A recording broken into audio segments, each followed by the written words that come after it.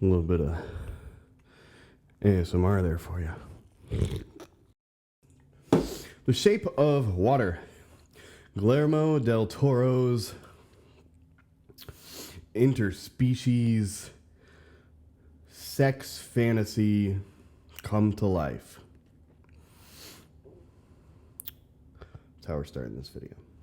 The Shape of Water tells the story of Eliza, who is a mute woman, not deaf, who works at a government facility as a cleaner sometime in the 60s Cold War era. Shortly after the movie starts, the asset arrives at the facility. Now, the asset is the most sensitive experiment that they've ever had at this facility. They captured the asset, this blue aquatic fish man from the seas of South America, where he was apparently worshipped as a god. Through her cleaning duties, Eliza begins spending time with him and eventually hatches a plan to break him out of the facility when she learns that they are planning on killing him. Pretty solid plot. We get some really nice scenes of Eliza bonding with the sea monster. She brings him hard-boiled eggs.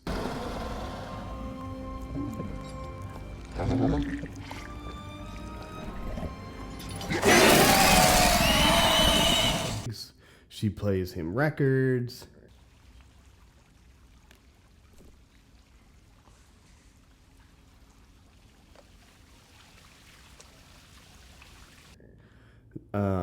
She teaches him some basic language skills, I think. Maybe that's wrong. He can't, but they only communicate via sign language because she can't speak and neither can he. So there's a big emphasis in this movie about Russian spies and how they have infiltrated this facility.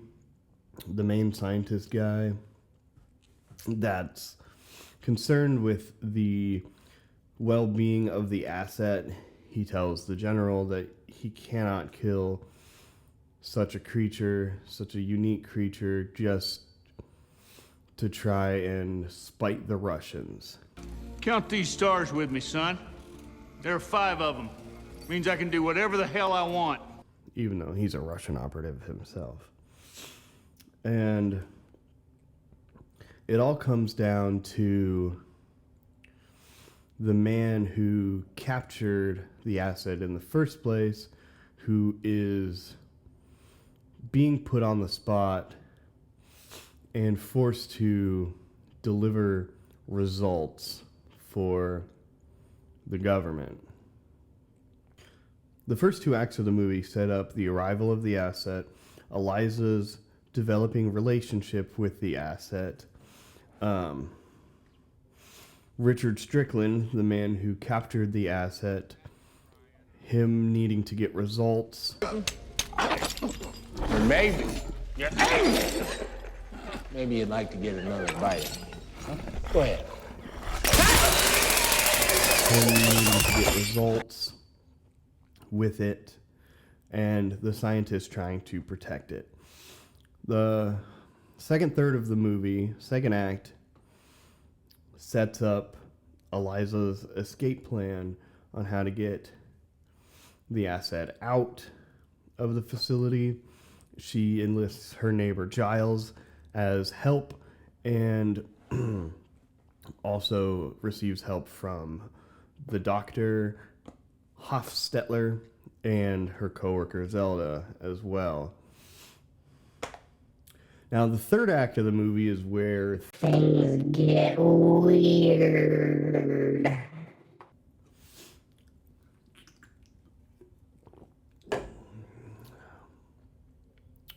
So, this is...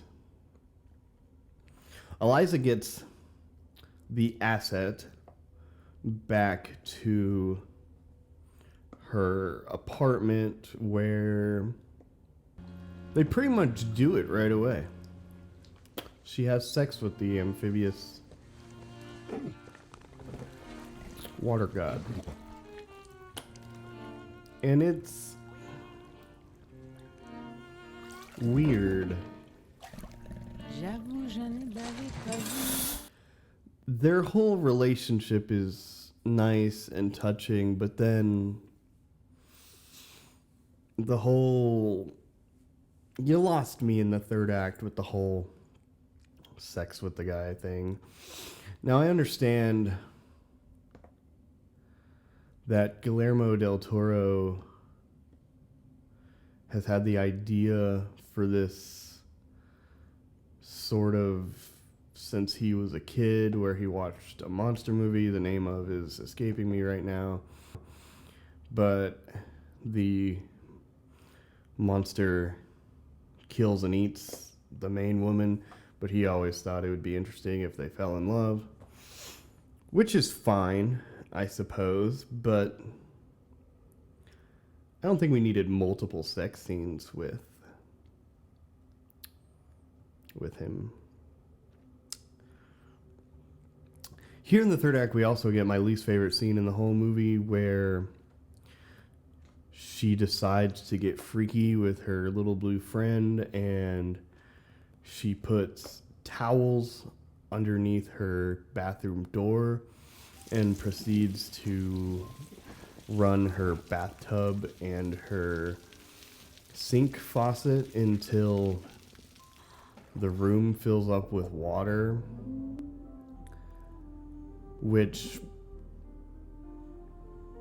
is just super unrealistic. There's no way that that room would hold water like it does. Dear God. Eliza! I mean, they do show it dripping through the floor into the theater below her apartment, but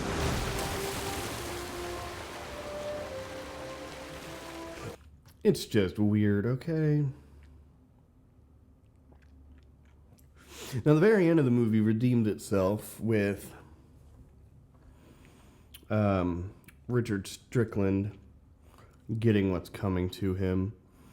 He gets the Russian scientist, kills him, and finally kills the asset, kills Eliza. But to his dismay, the creature revives itself, and then it murders him. And then it takes Eliza and jumps into the canal with her body, and he performs some voodoo magic and turns her into a fish person as well, and they live happily ever after.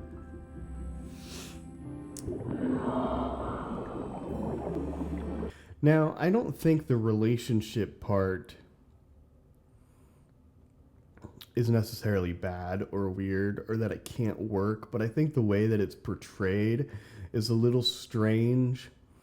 They really portray the asset as a wild animal with very animalistic instincts. No! But I don't think that that portrayal jives well with the tender relationship that he has with Eliza. See,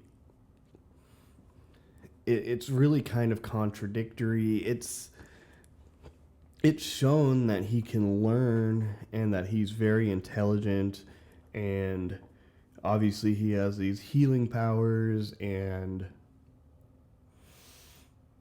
whatnot, but it's sort of... The first two acts really set it up for more of a friendship rather than a romantic relationship, and it sort of seems very forced to me, at the very least. Maybe I'm out of line with that, but it is important to note that Doug Jones, who plays the asset, also played Abe in both of the Hellboy movies. All three of the Hellboy movies? I think there's only two. I don't know, in the Hellboy movies, but they are not the same character. He just likes playing amphibious men, I guess. So I know there's lots of speculation about whether they're the same character or they're related or whatever, but Del Toro and Jones have been very vehemently about the fact that it's an original character and has nothing to do with Hellboy. They're not in a shared universe. They're completely separate characters. I also think that the performances in this movie make up for the weird third act, sexy fish times. Sally Hawkins is just absolutely phenomenal as Eliza. She really plays this character of a mute woman who is very strong-centered and sticks up for herself and the people that are important to her. And she does all of this without ever speaking a word in the entire movie, which I think is pretty spectacular.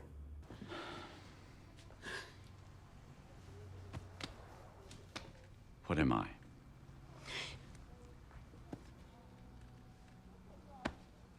I move my mouth like him.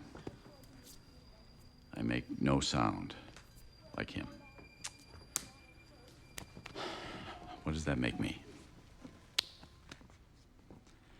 All that I am, all that I've ever been, brought me here to him.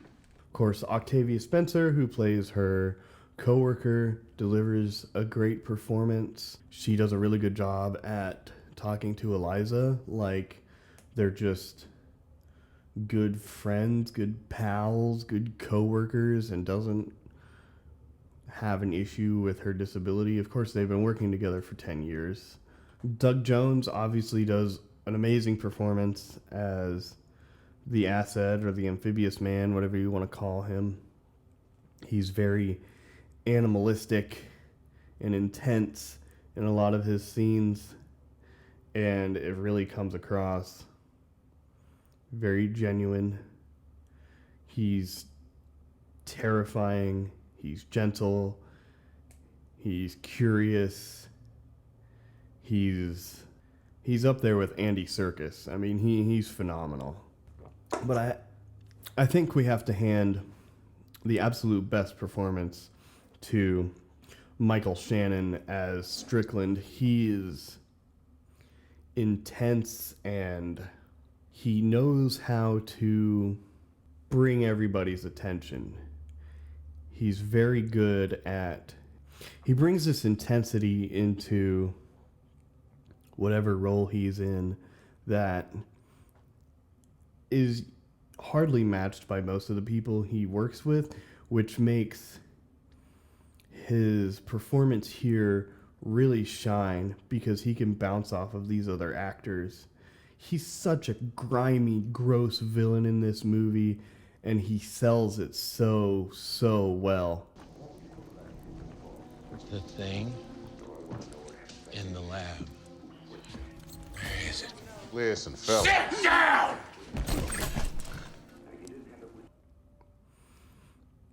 So I think the performances really shine in this movie. Of course, it did receive 13 Academy Award nominations. It won 4 of those.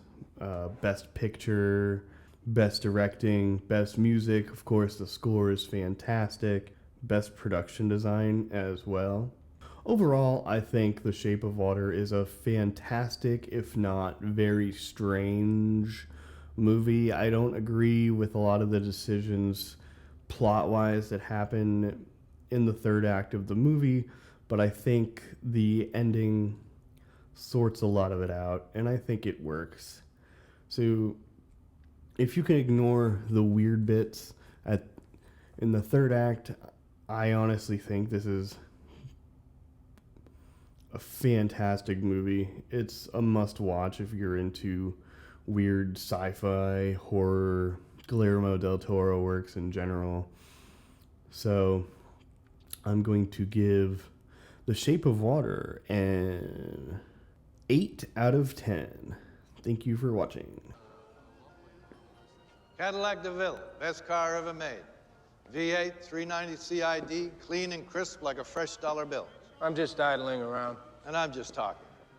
AM radio, air conditioner, power windows, power brakes, power steering, power seats.